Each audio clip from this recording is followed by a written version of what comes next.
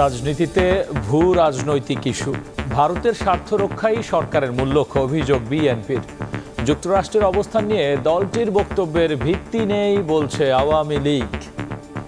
সরকার পুরোপুরিভাবে একটা নতজানু সরকার, তাদের একমাত্র কাজ হচ্ছে তাদের স্বার্থ, তাদের প্রভুদের স্বার্থকে রক্ষা করার জন্য তারা আজকে জনগণের উপর নির্যাতন নিপীড়ন চালিয়ে যাচ্ছে। তিনি কিভাবে জানলেন যুক্তরাষ্ট্রের অবস্থা? ডোনাল্ড লু তার বক্তব্য কি ফখরুল সাহেব শোনাননি? রাজনীতি নয়, বন্ধুত্বের চেরাগ নিয়ে ডোনাল্ড লুর ঢাকা সফর। ইন্দো প্যাসিফিক অঞ্চলে আধিপত্য ধরে রাখাই লক্ষ্য। ইন্দো প্যাসিফিক অঞ্চলে বাংলাদেশের একটা বিশেষ ভূমিকা আছে এবং বাংলাদেশের সহযোগিতা যুক্তরাষ্ট্রের জন্য প্রয়োজন। পলিটিক্যাল ইস্যু ছাড়াও মার্কিন যুক্তরাষ্ট্রের সাথে সেই হিসেবে আমরা দেখি যে বহুমাত্রিক সম্পর্ক। দেখছিলেন প্রধান শিরোনাম। রাত 11টার সময় সঙ্গে আছি আমি গোলাম রাব্বি। এবার অন্যান্য শীর্ষ সংবাদ। নির্দেশনা পেয়েছেন কিনা কর্তৃপক্ষের বলেন। টাকা দিলে টাকা খাইব, খায় আমরা ছেড়ে দেব। রাজধানীর সড়ক দাপিয়ে বেড়াচ্ছে ব্যাটারি চালিত অটোরিকশা। ঢাকার বাইরে হেলমেট ছাড়াই মিলছে মোটরসাইকেলের ফুয়েল। মন্ত্রীর নির্দেশনা জানেই না ট্রাফিক বিভাগ। বিদেশি ঋণের প্রকল্পগুলো দ্রুত শেষ করার নির্দেশ প্রধানমন্ত্রীর। 2024-25 অর্থ বছরের জন্য 2,65,000 কোটি টাকার এডিপি অনুমোদন। সর্বোচ্চ বরাদ্দ পরিবহন ও যোগাযোগে। কোরবানির জন্য প্রস্তুত 1,29,00,000-এরও বেশি পশু। ভারত থেকে চোরাই পথে গরু আনা বন্ধের দাবি ব্যবসায়ীদের। আশ্বাস মন্ত্রীর। সড়কে চাঁদাবাজি রুখতে ব্যবস্থার হুঁশিয়ারি।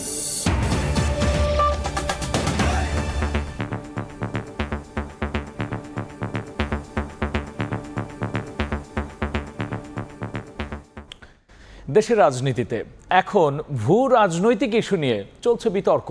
বিদেশি প্রভুদের স্বার্থ রক্ষা করাই সরকারের মূল উদ্দেশ্য বলে অভিযোগ করেছেন বিএনপির মহাসচিব মির্জা ফখরুল ইসলাম আলমগীর। এদিকে দেশ স্বাধীন হওয়ার পর থেকেই ভারত পানির ন্যায্য হিস্সা না দিয়েই বাংলাদেশকে নিয়ন্ত্রণ করে আসছে বলেও অভিযোগ তাদের। দ্বাদশ জাতীয় সংসদ নির্বাচনের আগে সুষ্ঠু ভোট আয়োজনে বন্ধু দেশ হিসেবে ভারতের সহযোগিতা চাইলেও পরবর্তীতে নির্বাচনে আওয়ামী লীগকে সমর্থনের অভিযোগ তুলে ভারত বিরোধী বক্তব্য আর পণ্য বয়কটের ডাকে সরব হয়ে ওঠে বিএনপি ও তাদের মিত্ররা। মাওলানা ভাসানীর ফারাক্কা অভিমুখে লং মার্চ দিবস উপলক্ষে জাতীয় প্রেস ক্লাবে এক আলোচনা সভায় যোগ দিয়ে ভারতের বিরুদ্ধে আগ্রাসনের অভিযোগ তোলেন বিএনপি মহাসচিব মির্জা ফখরুল ইসলাম আলমগীর। আমরা বরাবরই লক্ষ্য করেছি যে বাংলাদেশের জন্ম হওয়ার পর থেকেই আমাদের প্রতিবেশী তারা সবসময় বাংলাদেশকে একটা নিয়ন্ত্রণের মধ্যে রাখার জন্য তারা সবসময় তাদের সকল কর্মকাণ্ডকে পরিচালনা করেছে। নির্বাচন ও ভোট প্রসঙ্গে বিএনপির এই শীর্ষ নেতার দাবি, জনগণের উপর নির্যাতন চালিয়ে ক্ষমতায় টিকে আছে আওয়ামী লীগ। যার একমাত্র কাজ হচ্ছে তাদের নিজেদের বৃত্ত তৈরি করা আর অন্য দেশের যে প্রভুত্ব সেটাকে মেনে নিয়ে তাদের যে স্বার্থ সেই স্বার্থকে রক্ষা করা। আজকে এই সরকার জনগণের সরকার নয়, কোনো নির্বাচনই তারা করে না।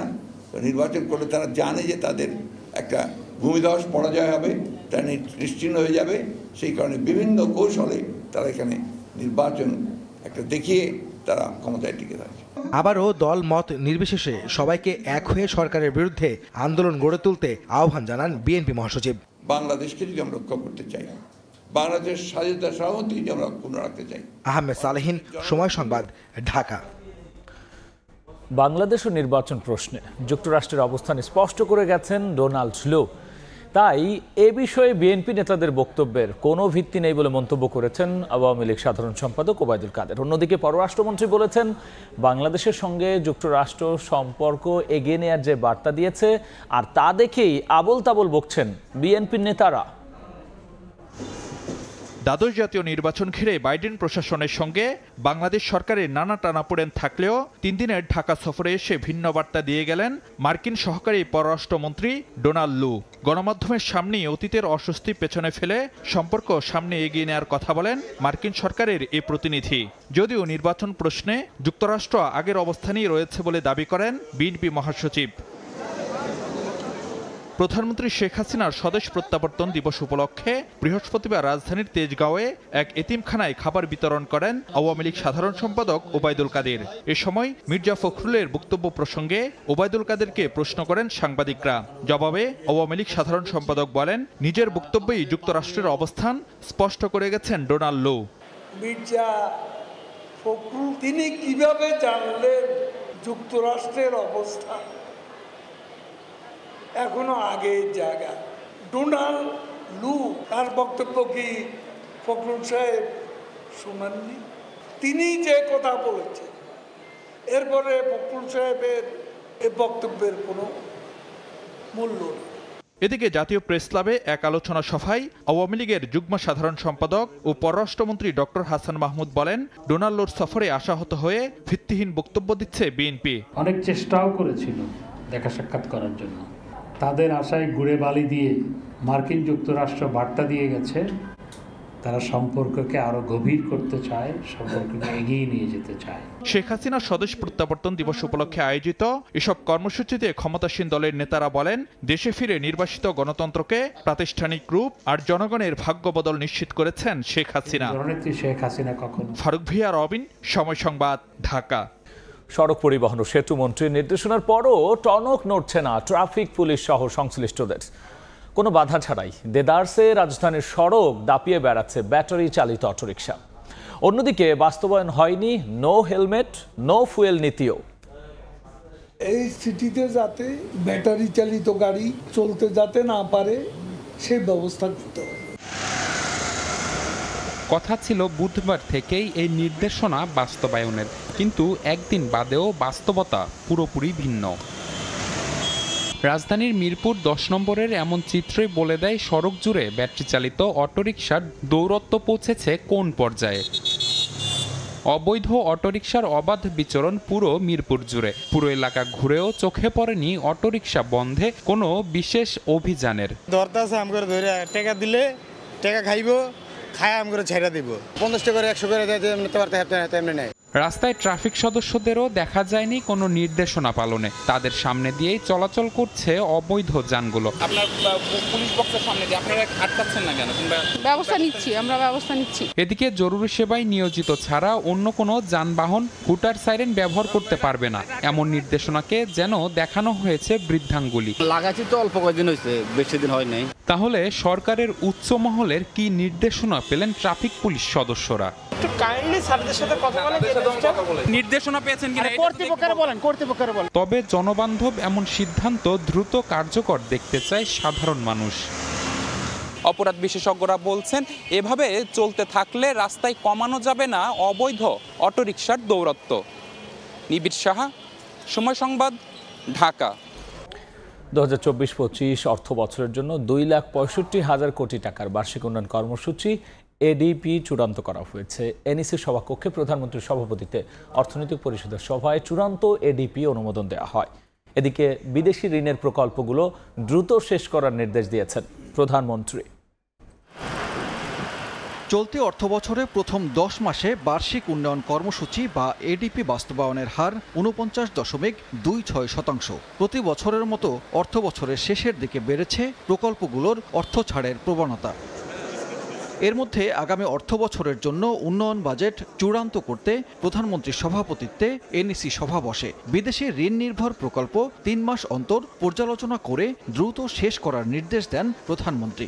বৈদেশিক ঋণ এবং অনুদানে যেসব আমাদের প্রকল্প আছে সেগুলি যেন আমরা বাড়তি শ্রম দিয়ে দ্রুত এগুলি শেষ করার ব্যবস্থা করি। আরেকটি কথা উনি আবারও বলেছেন যে আমরা যদি পিডিদের জন্য একটা পুল করতে পারি, যারা প্রকল্প পরিচালক হিসেবে যাদের কোনো অভিজ্ঞতা নাই তাদেরকে প্রয়োজনীয় ট্রেনিংটা যেন দেয়া হয়। জেলা ভিত্তিক উন্নয়ন প্রকল্প করার সম্মতি দিয়েছে এনএসি সভা। গুরুত্ব দিতে বলা হয়েছে গ্রামীণ অবকাঠামো ও স্বাস্থ্যকে।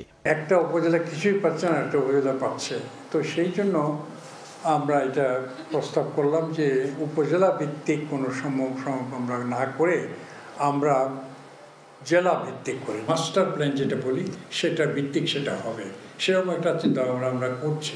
আগামী অর্থবছরে 1321টি উন্নয়ন প্রকল্পে বছরব্যাপী 2,65,000 কোটি টাকা খরচ করা হবে। অর্থনৈতিক পরিস্থিতির আঁচ থেকে সুরক্ষা দিতে বাজেটে এবারও গুরুত্ব দেওয়া হবে সামাজিক নিরাপত্তা খাতকে। সানবীর রূপল, সময় সংবাদ, ঢাকা। প্রধানমন্ত্রী শেখ হাসিনার সঙ্গে দেখা করেছেন চট্টগ্রামে প্রশিক্ষণ বিমান দুর্ঘটনায় নিহত শহীদ স্কোয়াড্রন লিডার আসিম জাওয়াদের পরিবারের সদস্যরা। বাবা মা স্ত্রীর পাশাপাশি গণভবনে গিয়েছিলেন জাওয়াদের 2 শিশু সন্তানও। প্রধানমন্ত্রীর কার্যালয়ের প্রেস উইং জানায়, বৃহস্পতিবার সন্ধ্যায় গণভবনে গেলে আসিম জাওয়াদের পরিবারের সঙ্গে দেখা করেন সরকার প্রধান শেখ হাসিনা। এ সময় নিহত যোদ্ধার পরিবারের সদস্যদের সান্ত্বনা দিয়ে বেশ কিছুক্ষণ কথা বলেন প্রধানমন্ত্রী। এক পর্যায়ে আসিম জাওয়াদের মাকে বুকে জড়িয়ে সান্ত্বনা দেন বঙ্গবন্ধু কন্যা শেখ হাসিনা। এ সময় তিনিও কান্নায় ভেঙে পড়েন। সরকার প্রধানের সঙ্গে এই সাক্ষাৎ পর্বে উপস্থিত ছিলেন আসিম জাওয়াদের বাবা ডাক্তার আমানুল্লাহ, মা নীলুফা আক্তার, স্ত্রী রিফাত অন্তরা সহ মেয়ে আইজা ও ছেলে আয়াজ। বাজেটে আর্থিক খাতের নানা সংস্কারের কথা বলা হলেও বরাবরই উপেক্ষিত পুঁজিবাজার। আবার কোনো উদ্যোগ নিলেও তা দেখে না আলোর মুখ। আর এই অবস্থায় আসছে বাজেটে তালিকাভুক্ত কোম্পানির ভ্যাট 5% কমিয়ে 10% করার দাবি তুলেছে ডিএসই। আলতাফ হোসাইন জানাচ্ছেন বিস্তারিত। বরাবরই বিশ্বব্যাপী পুঁজিবাজার উদীয়মান অর্থনীতিতে বিনিয়োগের সহজ পথ খুলে দিলেও যেন তা ভিন্ন পথে চলে বাংলাদেশে।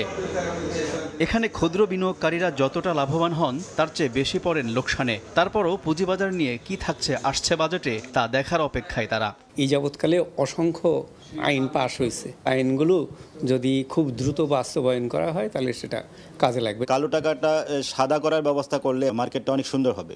বাজেটে কেমন গুরুত্ব পায় পুঁজিবাজার? 2018-19 অর্থবছর এ খাতকে দ্বিতীয় অগ্রাধিকার খাত হিসেবে অন্তর্ভুক্ত করা হয়, যদিও বিনিয়োগকারীদের স্বার্থে নেওয়া উদ্যোগের বেশিরভাগই এখনও হয়নি বাস্তবায়ন। 2019-20 অর্থবছরের বাজেটে দ্বৈতকর পরিহার করার পাশাপাশি প্রতিষ্ঠানগুলোর মুনাফার কমপক্ষে 50% নগদ ডিভিডেন্ড বাধ্যতামূলক করার প্রস্তাব করা হয়, যদিও তা দেখেনি আলোর মুখ এখনো। কর্পোরেট ট্যাক্স হারটা যে অন্য 2টা ইন্টারমিডিয়েটের চেয়ে বেশি, সেটা সমপর্যায়ে করার কথা বলেছি। আসছে বাজেটেও ভালো প্রতিষ্ঠানের তালিকাভুক্তি বাড়াতে কর সুবিধা বাড়ানোর তাগিদ সংশ্লিষ্টদের। যে কোম্পানি ডিভিডেন্ড দিল সে তো ট্যাক্স দিয়েই ডিভিডেন্ডটা দিছে, আবার যে ডিভিডেন্ডটা পাইলো তার আবার ওইটার উপরে আবার ট্যাক্স দিতে হচ্ছে। আজকেও আলোচনা হবে, আগামীকালকেও হবে, আগামী পরশু দিনও হবে, যদি আমাদের দেশে লিস্টেড এবং নন লিস্টেড কোম্পানিগুলোর ট্যাক্সেশনের মধ্যে পার্থক্য না থাকে। মেগা প্রকল্পের ভিড়ে যেন হারিয়ে না যায় অর্থ সংস্থানের সহজ খাত পুঁজিবাজার, সেদিকে নজর রাখার পরামর্শ খাত বিশ্লেষকদের। হয়তো যারা পুঁজিবাজার কেন্দ্রিক আছে তাদের কাছে ব্যাপারটা যত ধরেন সিরিয়াস, গভর্নমেন্টের ওভারঅল যে প্ল্যানিং ফাইন্যান্সিয়াল তার মধ্যে কিন্তু ওই অংশটা অত সিরিয়াস না। রুগ্ন পুঁজিবাজারের অসুখ সারাতে কোনো সিরাপেই যখন কাজে আসছে না, তখন আসন্ন বাজেটে কি সুখবর আসে সেদিকেই তাকিয়ে সাধারণ বিনিয়োগকারীরা। আলতাফ হোসাইন, সময় সংবাদ, ঢাকা। এবার কোরবানির জন্য প্রস্তুত আছে 1,29,00,000-এর বেশি গবাদি পশু। এই অবস্থায় ভারত থেকে চোরাই পথে গরু আনা বন্ধের দাবি জানিয়েছেন ব্যবসায়ীরা। আর এই ব্যাপারে আশ্বাস দেওয়ার পাশাপাশি সড়কে চাঁদাবাজি রুখতে কঠোর ব্যবস্থা নেওয়ার হুঁশিয়ারি দিয়েছেন মৎস্য ও প্রাণী সম্পদ মন্ত্রী মোহাম্মদ আব্দুর রহমান। আসন্ন ঈদুল আজহা সামনে রেখে ব্যস্ত খামারিরা। ইতোমধ্যেই কোরবানির জন্য প্রস্তুত করা হয়েছে গবাদি পশু, শুরু হয়েছে অগ্রিম বেচাকেনাও। গতবারের চেয়ে এবার চাহিদা বাড়তে পারে এমন আশায় বাড়তি গবাদি পশু প্রস্তুত করেছেন খামার মালিকরা। এ অবস্থায় আসছে কোরবানিতে পশুর চাহিদা, সরবরাহ ও সুষ্ঠুভাবে কেনাবেচার সার্বিক প্রস্তুতি নিয়ে বুধবার রাজধানীতে বিভিন্ন অংশীজনদের সঙ্গে বৈঠকের আয়োজন করে প্রাণী সম্পদ অধিদপ্তর। এ সময় জানানো হয়, এবার কোরবানির জন্য প্রস্তুত 1,29,80,367টি গবাদি পশু, যা গতবারের চেয়ে 4,44,034টি বেশি। সচিব মহোদয় আমাদেরকে যথেষ্ট সহযোগিতা দেন। তবে বৈঠকে চাহিদার বিপরীতে এবার বাড়তি গবাদি পশু প্রস্তুত আছে জানিয়ে খামারিরা অভিযোগ করেন, কোরবানিকে কেন্দ্র করে সীমান্ত দিয়ে চোরাই পথে দেশে আসছে অনেক গরু, এতে ব্যাপক ক্ষতির শঙ্কা তাদের। খুব বেশি সিলেট দিয়ে গরু, ছাগল, মহিষ প্রচুর পরিমাণে আসতেছে। তো এগুলা অনতিবিলম্বে যদি এখন পদক্ষেপ না নেওয়া হয় 5 দিনে কিন্তু হিউজ স্টক চলে আসবে। তবে চোরাই পথে যেন গরু প্রবেশ করতে না পারে সে ব্যবস্থা করা হবে বলে জানান মৎস্য ও প্রাণী সম্পদ মন্ত্রী মোহাম্মদ আব্দুর রহমান। বলেন, গবাদি পশু পরিবহনে সড়কে ব্যবসায়ীরা যাতে চাঁদাবাজি বা কোনো ধরনের হয়রানির শিকার না হন সেই ব্যবস্থা নেওয়া হবে। কোনো গবাদি পশু বাইরে থেকে আসবার কোনো ধরনের কোনো সুযোগ নাই। চোরাই পথে বিভিন্ন সময় হয়তো দুই একটা বিচ্ছিন্ন বিক্ষিপ্ত ঘটনার কথা আপনারা বলে থাকেন, সে ব্যাপারেও আমরা সতর্ক। প্রাণী সম্পদ অধিদপ্তর জানায় এবছর 52,684টি গরু, মহিষ 1,60,320টি, 68,50,058টি ছাগল, ভেড়া 7,67,743টি ও অন্যান্য প্রজাতির 1,850টি গবাদি পশু প্রস্তুত আছে। আলতাফ হোসাইন, সময় সংবাদ, ঢাকা। ব্যাংক সুদহারের সীমা উন্মুক্ত করায় ব্যবসায় সংকট সৃষ্টি হচ্ছে।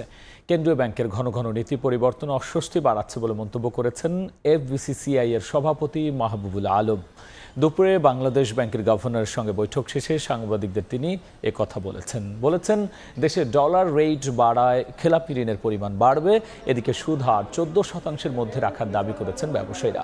তাদের সঙ্গে একমত পোষণ করে সুদ হার নিয়ন্ত্রণের আশ্বাসও দিয়েছেন গভর্নর।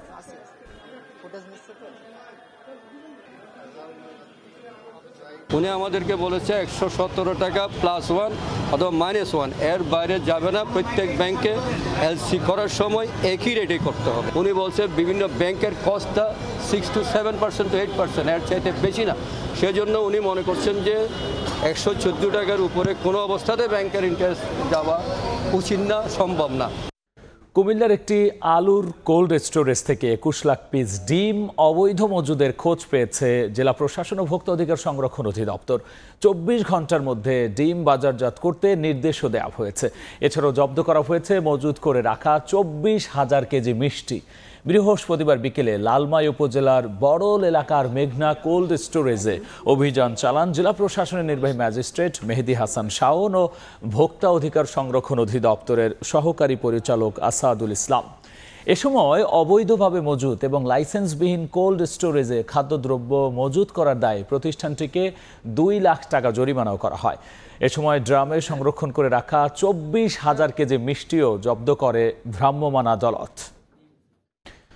জৌলু সারিয়ে দূষণে নিমজ্জিত আদি বুড়িগঙ্গা এখন জীর্ণ। সিটি কর্পোরেশন উদ্যোগ নিলেও কমছে না দখলদারদের দৌরাত্ম্য। এমন অবস্থা থেকে দ্রুত মুক্তি চান বুড়িগঙ্গা পাড়ের বাসিন্দারা। সিটি কর্পোরেশন বলছে সীমানা পিলার বসানোর কাজ শেষ, বর্ষার পর মানা হবে না আর কোনো অজুহাত, এমন হুঁশিয়ারি দক্ষিণ নগর পিতার। রতন মজুমদারের ছবিতে ধ্রুব ব্যানার্জির রিপোর্ট। ফলাফল সোয়ারি ঘাট থেকে কিছুটা হলেও প্রাণ ফিরেছে এই চ্যানেলে। তবে কতটুকু দখলমুক্ত হয়েছে সেটা দেখতেই সেকশন এলাকায় সময় সংবাদ দেখা মিলল নাজমা বেগমের। জায়গা বল করে একজনে রাজনীতি করে দখল করে খাইছে, অনেকটা কমছে। সামনে এগোতেই দেখা মিলল এক দ্বীপের, এ যেন মগের মুল্লুক। সিটি কর্পোরেশনের উচ্ছেদ অভিযানের কারণে এমন অনেক স্থাপনা আছে যারা হয়ে গেছে সম্পূর্ণ যোগাযোগ বিচ্ছিন্ন। বারবার নোটিশ দিলেও তারা কেন জায়গা ছাড়ছেন না একটু জানতে চাই। নদী জায়গা ছিল একটা সময়, কিন্তু এটা তো আপনার মনে হয় যে ব্রিটিশের কাগজ যাদের কাছে আছে, ঠিক আছে, আপনার কাগজের কথা বলুন। এই জায়গা পরাট করে ফেলাইছে বিভিন্ন লোকজন, কিন্তু অ্যাকচুয়ালি কোনো সরকারি খাত জমি সব। আরও একটু এগিয়ে মোহাম্মদপুরের দিকে যেতেই দেখা মিলল বেশ কয়েকটি কর্পোরেট প্রতিষ্ঠান। সিটি কর্পোরেশনের সিদ্ধান্তকে বুড়ো আঙুল দেখিয়ে চলছে পুরো দস্তর ব্যবসা বাণিজ্য। চারিদিকে যেন ধ্বংসস্তূপ। এখানে আদি বুড়িগঙ্গা চ্যানেলের দুপাশ জুড়ে বসে গেছে সীমানা প্রাচীর। তবে জনগণের মনে এবার একটি প্রশ্নের জন্ম নিয়েছে, সেটা হচ্ছে এই নদীকে কেন্দ্র করে যারা এতদিন ধরে ব্যবসা বাণিজ্য করে বনে গেছেন রাঘব বোয়াল, তাদের বিরুদ্ধে কি আদৌ লড়তে পারবে সিটি কর্পোরেশন? আমাদের যে মূল নকশা হয়ে যাবে, এই নকশার কাজ যখন সম্পন্ন হয়ে যাবে আমরা দরপত্র করে একচোটেই তাদেরকে অপসারণ করে ওখানে কার্যক্রম সেটা আমরা সম্পন্ন করব। উচ্ছেদের পর বুড়িগঙ্গার আদি চ্যানেলকে নিয়ে এখন নতুন স্বপ্ন বুনছে নগরবাসী। ধ্রুব ব্যানার্জি, সময় সংবাদ, ঢাকা। হজে যাওয়া নিয়ে এখনও অনিশ্চয়তা কাটেনি ১৫০০-এর বেশি মুসল্লির। কিছু এজেন্সি ইতিমধ্যেই ভিসার কাজ শুরু করেছে। আগামী ২১ মের মধ্যে হজ যাত্রীদের ভিসা কার্যক্রম শেষ হবে বলে হজ অফিস থেকে জানানো হয়েছে।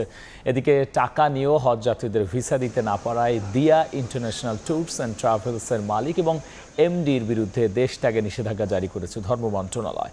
হজ যাত্রার ৮ম দিনে ৯টি ফ্লাইটে সৌদি আরবের উদ্দেশ্যে ঢাকা ছেড়েছেন যাত্রীরা। 12টি এজেন্সিকে আমরা আজকে ডেকেছিলাম এখানে, তো তাদের সবাই মোটামুটি এখানে আসছে, 9 জন এখানে উপস্থিত হয়েছে, আর 3টা আসেনি। আমরা তাদেরকে আবার শনিবারের সময় দিয়েছি এবং কয়েকজনকে আমরা বিকালের মধ্যে সময় দিয়েছি সর্বশেষ অবস্থা জানানোর জন্য। তো আমরা তাদের শুনানি নিয়ে যতটুকু আমরা ধারণা নিয়েছি এবং তাদের কাছ থেকে আমরা প্রতিশ্রুতি নিয়েছি যে আজকের মধ্যে ম্যাক্সিমাম ভিসা করে ফেলবে, আর যারা আজকের মধ্যে পারবে না তারা অবশ্যই রবিবারের মধ্যে তাদের ভিসা সম্পন্ন হবে। চট্টগ্রাম বিশ্ববিদ্যালয়ে ঝর্ণায় গোসল করতে নেমে স্কুল ছাত্রের মৃত্যু হয়েছে। সকালে বন্ধুদের সঙ্গে চট্টগ্রাম বিশ্ববিদ্যালয়ে ঘুরতে আসে হাজী মোহাম্মদ মহসিন সরকারি উচ্চ বিদ্যালয়ের 7ম শ্রেণীর ছাত্র জুনায়েদ। দুপুরে অন্যদের সঙ্গে ঝর্ণায় গোসল করতে নামে এসে কিছুক্ষণ পর সবাই উঠে এলেও জুনায়েদকে কোথাও পাওয়া যায় না। খবর পেয়ে ফায়ার সার্ভিসের সদস্যরা ঝর্ণা থেকে জুনায়েদের মরদেহ উদ্ধার করে। এই ছিল আমার কাছে থাকা দেশ বিদেশের খবর।